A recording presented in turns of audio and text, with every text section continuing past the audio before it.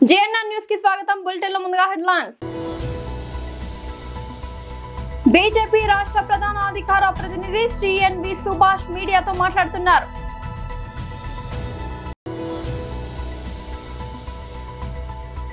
తెలంగాణ భవన్ లో మీడియాతో మాట్లాడుతున్న మాజీ మంత్రి ఎమ్మెల్యే హరీష్ రావు.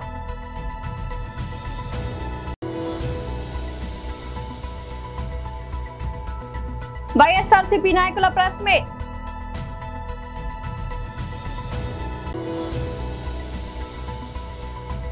విశాఖలో పివి సింధు అకాడమీకి శంకుస్థాపన చేసిన మంత్రి నారా లోకేష్.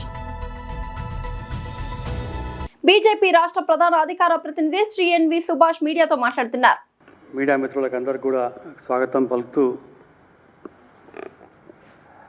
రాష్ట్రంలో దేశంలో కాంగ్రెస్ పార్టీ ఏ విధంగా ఫెయిల్యూర్ అయిందో అని చెప్పి దానికి అనేక సందర్భాల్లో, ముఖ్యంగా తెలంగాణ రాష్ట్రం అంటే కాంగ్రెస్ పార్టీ ఎప్పుడు కూడా ఈ యొక్క రాష్ట్రంలో కాంగ్రెస్ పార్టీ అంటే తెలంగాణ అంటే కాంగ్రెస్ పార్టీ అనే దాని మీద ముందుకెళ్ళడం కూడా జరిగింది. కానీ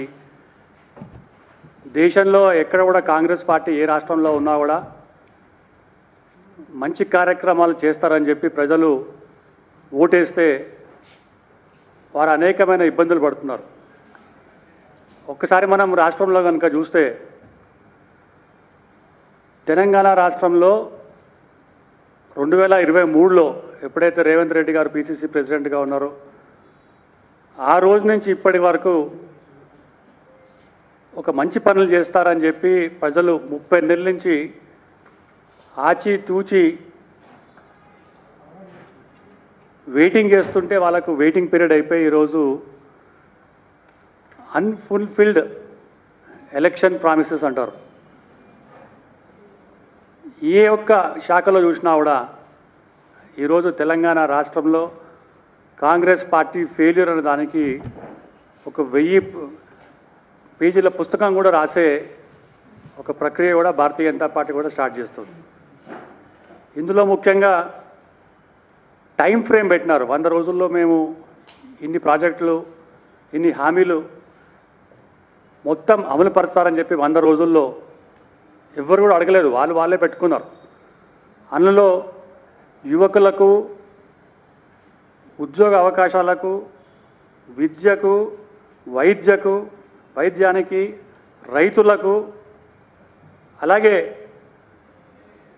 హైదరాబాద్ అభివృద్ధి కార్యక్రమాలకు, ఇలా ఎన్నో ఒక వాగ్దానాలు చేస్తుంటే రాష్ట్ర ముఖ్యమంత్రికి, క్యాబినెట్ మినిస్టర్లకు సమన్వయం లేకపోగా అడ్మినిస్ట్రేటివ్ కోఆర్డినేషన్ కూడా లేదని చెప్పి కూడా ఈ సందర్భంగా తెలియడం చేస్తున్నాను. ఎందుకంటే గవర్నమెంట్ అంటే ఒకసారి గవర్నమెంట్లో వచ్చిన తర్వాత వారు ఇచ్చిన వాగ్దానాలు, అభివృద్ధి కార్యక్రమాల్లో తప్పకుండా పాల్పంచుకొని ఈ రాష్ట్రం అభివృద్ధి చెందాలంటే it is governance versus publicity అనే దాని మీద పోతున్నారు. కేవలం పబ్లిసిటీ దాని మీదనే ఈ రాష్ట్రం paper ads, TV ads, mouth publicity, లేకుంటే ఒక ఈవెంట్ మేనేజ్మెంట్ కంపెనీని పెట్టి ఒక చిన్న స్కీమ్ డిస్కషన్ కూడా ఆ స్కీమ్ను పెద్దగా మ్యాగ్నిఫై చేసి ప్రజల దృష్టి మళ్లించేందుకు పడే నానా పాటలు ఈరోజు భారతీయ జనతా పార్టీ అడుగుతుంది. తెలంగాణ భవన్ లో మీడియాతో మాట్లాడుతున్న మాజీ మంత్రి ఎమ్మెల్యే హరీష్ రావు. ఆంధ్రప్రదేశ్ ప్రయోజనాల కోసం మాత్రమే మీటింగ్ జరుగుతున్నట్టుగా, ఆంధ్రప్రదేశ్ కోసమే జీఆర్ఎంబీ పనిచేస్తున్నట్టుగా ఎజెండా అంశాలు చాలా స్పష్టంగా ఉన్నాయి. ఎజెండా 2 రాష్ట్రాలకు సర్క్యులేట్ అయింది. దాదాపు వారం రోజులైంది ఎజెండా వచ్చి. తెలంగాణ ప్రభుత్వం కనీసం ఎజెండా వచ్చిన తర్వాతనైనా కళ్ళు తెరుస్తుందేమో అని నేను చూశాను. వారం రోజులైనా సోయి కూడా లేదు. అసలు ఆ ఎజెండా చూస్తే తెలంగాణ ఆత్మగౌరవం ఉన్న ఏ ఒక్కరికైనా కడుపు మండిపోతుంది, రక్తం మరిగిపోతుంది. తెలంగాణ ప్రయోజనాలను దెబ్బతీసే విధంగా ఆ ఎజెండా వస్తే మరి ముఖ్యమంత్రి రేవంత్ రెడ్డి ఏం చేస్తున్నట్టు? అసలు తెలంగాణ భవిష్యత్తును ఆగం చేసే విధంగా, తెలంగాణకు సాగునీరు దక్కకుండా అంత కుట్రలతో కూడినటువంటి ఎజెండా వస్తే రేవంత్ రెడ్డి గుడ్డి గుర్రం పళ్ళు దోముతుండా, లేదు మొత్తం తెలంగాణ నీటి ప్రయోజనాలను ఆంధ్రప్రదేశ్కు తాకట్టు పెట్టదలుచుకున్నాడా? What is that you are doing? ఇలా ఆంధ్రప్రదేశ్ అంటే ముఖ్యంగా చంద్రబాబు నాయుడు తెలంగాణకు ద్రోహం తలపెట్టాలని చూస్తే ఎందుకు రేవంత్ రెడ్డి మౌనంగా ఉంటున్నాడు? రేవంత్ రెడ్డికి తెలంగాణ సోయి లేకనా? రేవంత్ రెడ్డికి తెలంగాణ ఆత్మగౌరవం లేకనా? రేవంత్ రెడ్డి గురుదక్షిణ చెల్లించడం కోసమా? ఎందుకు మౌనం వహిస్తున్నాడు అని నేను తెలంగాణ ప్రజల పక్షాన్ని అడుగుతా ఉన్నా. ఇవాళ ప్రతిపక్షాల మీద అడ్డగోలుగా మాట్లాడేటువంటి రేవంత్ రెడ్డి గారు ఇవాళ పక్క రాష్ట్రం తెలంగాణ నీటి హక్కులను కాలరాసే విధంగా కుట్రలు బన్నుతుంటే నువ్వు ఎందుకు మౌనంగా ఉంటున్నావు?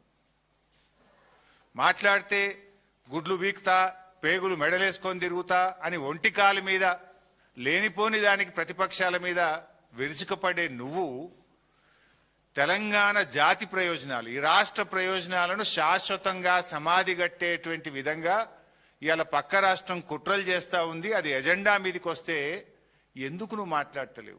అంటే చంద్రబాబు అంటే నీకు అంత భయమా, లేదా గురుదక్షిణ భక్త్యా? ఎందుకోసం మాట్లాడతలేవు? ఇవాళ నేను ఏది మాట్లాడినా మీలాగా వేగ్గా మాట్లాడడమో చిల్లర మాట్లాడడం మాకెప్పుడు అలవాటు లేదు.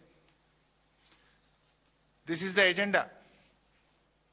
గోదావరి రివర్ మేనేజ్మెంట్ బోర్డు ఈ నెల 18వ తేదీన తలపెట్టినటువంటి ఎజెండా ఇది. This is the agenda minutes. అన్ని రాష్ట్రాలకు, దీంట్లో ఉండేటువంటి భాగస్వామ్య పక్షాలకు అందరికి కూడా వచ్చినటువంటి this is an official agenda.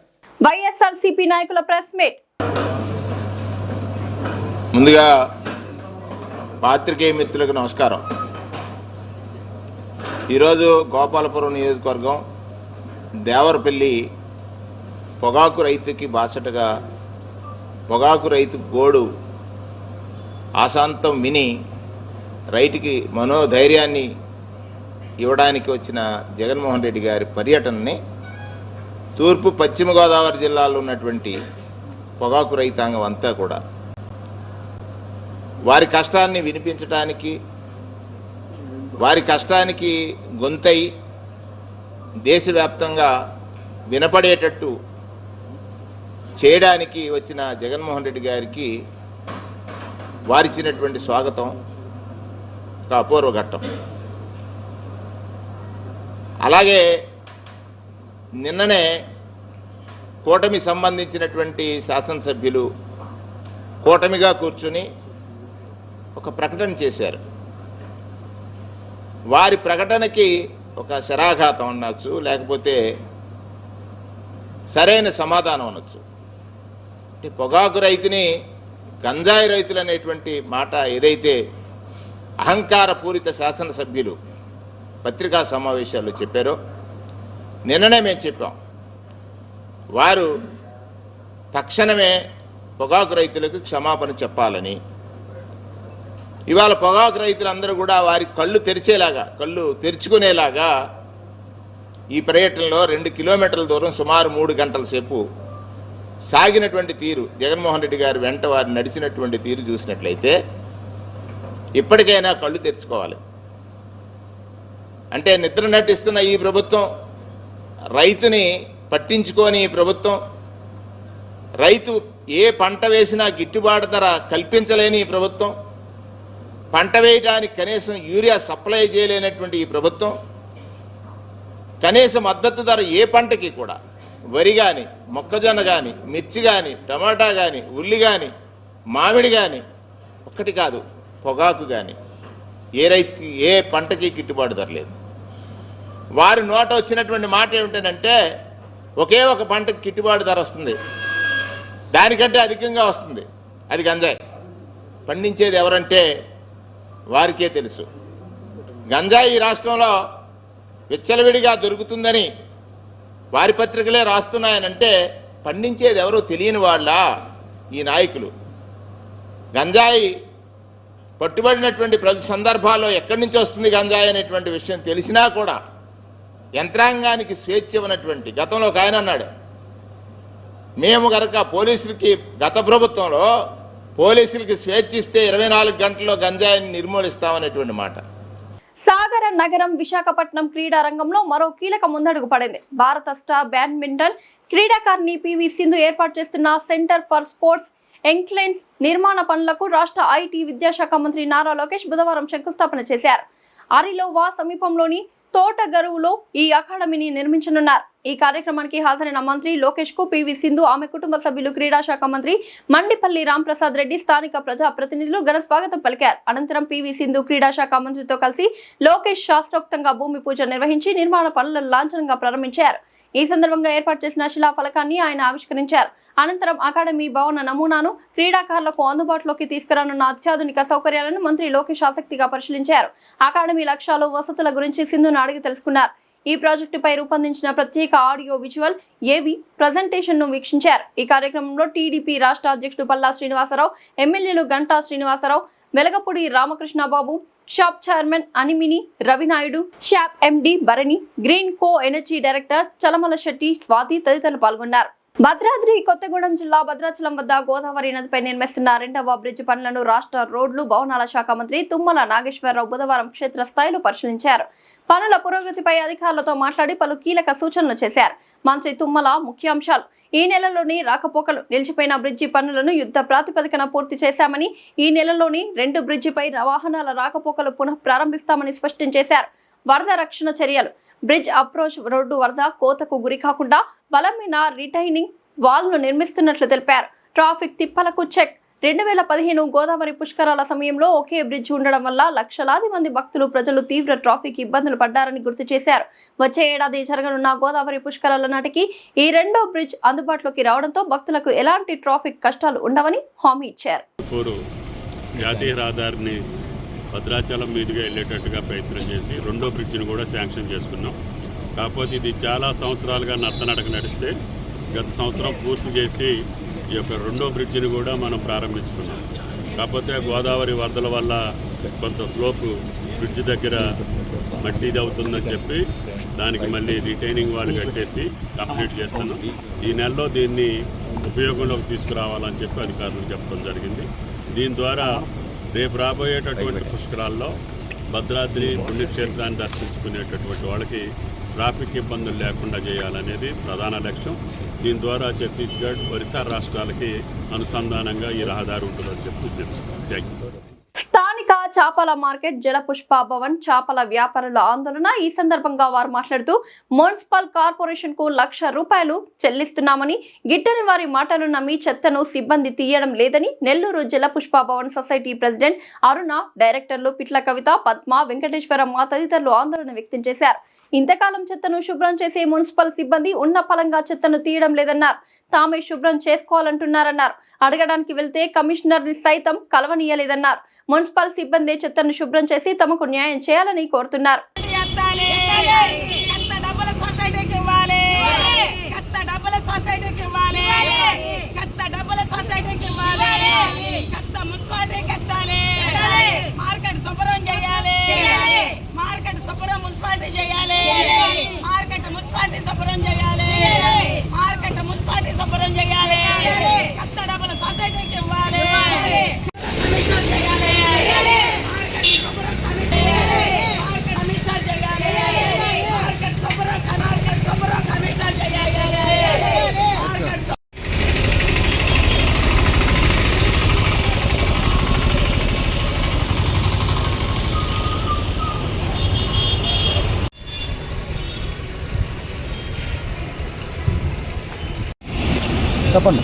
Nellore నగర మున్సిపాలిటీ అయ్యగారు, కమిషనర్ అయ్యగారు, DCI గారు, కలెక్టర్ అయ్యగారు, మేము గతంలో గడ్జిట్లో 2005లో గడ్జిట్ కానీ మొన్నటి దాకా లేదు అయ్యగారు చెత్త డబ్బులు, చెత్తని మార్కెట్ శుభ్రం చేస్తున్నారని మేము సొసైటీ అందరూ మాట్లాడుకొని వాళ్ళకి అప్పచెప్పాము అయ్యగారు. శుభ్రత మాదేను అని DC సార్ అన్నారు, ఆ రోజు ఒప్పుకున్నారు. కానీ మేము తెలివిగల వాళ్ళం కాదు, చదువు లేని వాళ్ళం సార్. మేము చెత్త మీరు గడ్జిట్లో పెట్టారు, చెత్త లేకుండానే మేము అడగలేకపోయాం, మాకు తెలియలేదు అయ్యగారు అది కూడాను. ఇప్పుడు ఏమంటున్నారంటే నిన్నటి నుంచి ఆపేశారు, చిమ్మటం ఆపేశారు. మేము 4,05,000 మీకు అప్పచెప్తున్నాం. నెల్లూరు నగరంలో ఎన్నో మార్కెట్లు ఉన్నాయి, వాటిల్లంతా చెత్త కాంట్రాక్టర్లే తీసుకొని అమ్ముకుంటారు. కానీ మేము మహిళలే మీరే చిమ్ముకోండి అంటే 11,05,000 మేము పెట్టాం. 3 లక్షల రూపాయలు అదనంగా పెట్టాం ఈ సంవత్సరం. జిఎస్టీ ఒక 2 లక్షలు. ఇవన్నీ మేము పెట్టుకొని శుభ్రత చేయించుకోవాలంటే మేము ఎక్కడ చేయించుకోగలము. అందుకే రాత్రి వెళ్ళి డీసీ సారే కదా సార్, మీరే కదా అని ముట్టడించుకున్నాం. అక్కడ మమ్మల్ని లేపి పాండి సార్ కాడ పోదాం పాండి అన్నారు. సార్ కాడ పోతే ఓళ్ళే పోయి లోపల పోయి మాట్లాడుకొని వచ్చి యథారీతిగా పని జరగద్దమ్మా, మీరేమి ఫోన్ చేసి చెప్పారు. లోపలికి సార్ దగ్గర మమ్మల్ని తీసుకెళ్ళలేదు, సార్ కూడా మమ్మల్ని పిలవలేదు. మాకు ఇంత చాలా అన్యాయాలు జరుగుతుంది సార్. ఈ అన్యాయాలన్నిటికీ మన మున్సిపాలిటీ కమిషనర్ గారు జోక్యం చేసుకొని ఈ చెత్త యథారీతిగా ఇన్ని సంవత్సరాల నుంచి వాళ్ళే ఎత్తినప్పుడు ఈరోజు మాకు మా మీద పక్షపాతం చూపిస్తా ఒక కక్ష అనేది మాకు తెలుస్తుంది సారు. ఇన్ని సంవత్సరాల నుంచి లేని విధంగా ఈరోజు నిన్నటి నుంచి ఎందుకు చేశారు అని అనేది మాది ప్రజల డబ్బు కడుతున్నాం సారు. ఎవరికో కొమ్ముగాయాల్సిన అవసరం లేదు, మా డబ్బుతో వాళ్ళకి జీతాలు ఇస్తున్నాం సార్ మేము. మరి మా మార్కెట్కి ఇన్ని సంవత్సరాలు లేనిదే అది లేదో చేయకపోతే మా చెత్త డబ్బులు మాకు ఇచ్చేస్తే మేము పని చేసుకుంటాం సారు. మేము చేసుకుంటాం. సర్వే చేయండి నెల్లూరు మార్కెట్లో కనీసం ఎలుకలు అంట సారు. ఎలుకలకి మేము ఏం చేస్తాం సారు, ఇంట్లోనే ఎలుకలు ఉంటాయి, ఏ మాకు దొరకటంలే. ఎలుకలని నేను చెప్పేశారు, మా గొంతుకాయలు కోసి పడేయండి,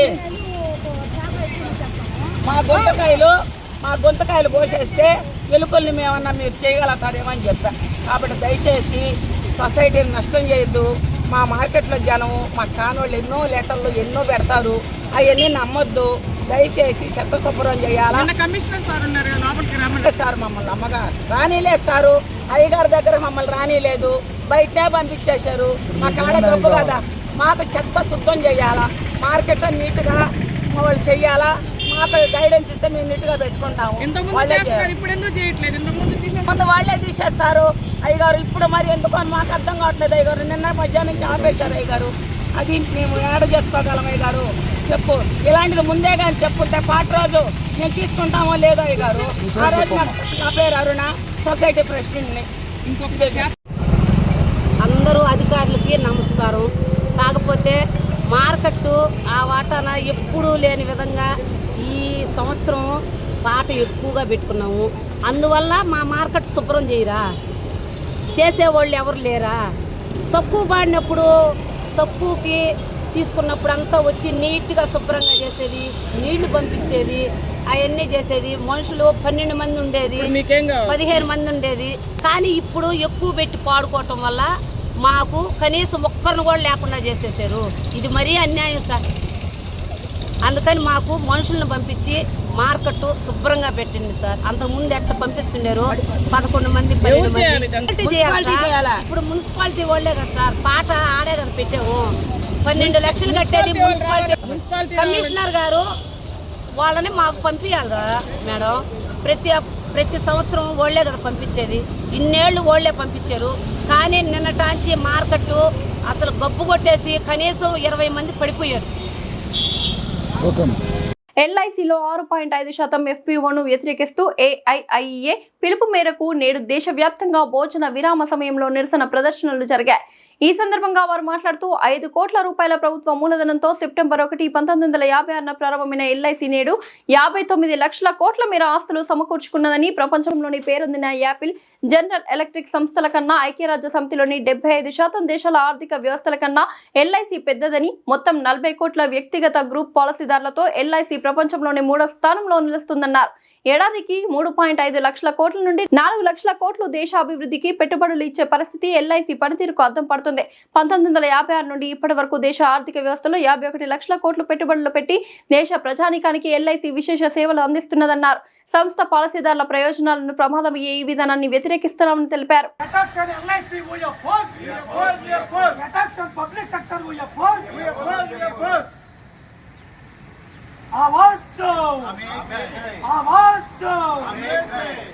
Functional autonomy to LIC we demand.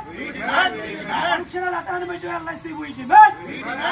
Attacks on public sector we oppose. Attacks on public sector we oppose.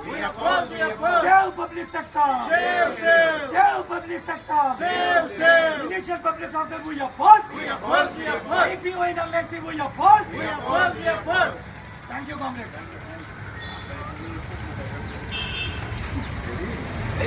Bulletin ముంచే ముందు హెడ్లైన్స్ మరోసారి.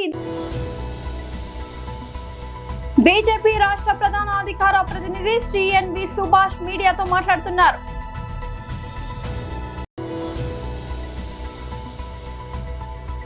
తెలంగాణ భవన్ లో మీడియాతో మాట్లాడుతున్న మాజీ మంత్రి ఎమ్మెల్యే హరీష్ రావు.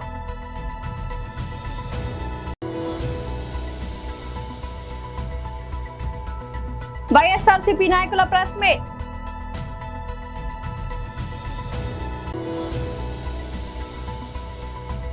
విశాఖలో పివి సింధు అకాడమీకి శంకుస్థాపన చేసిన మంత్రి నారా లోకేష్. ఇవాళ బులెటిన్ అప్డేట్. మరొక బులెటిన్ మళ్ళీ కలుద్దాం. అంతవరకు సెలవు.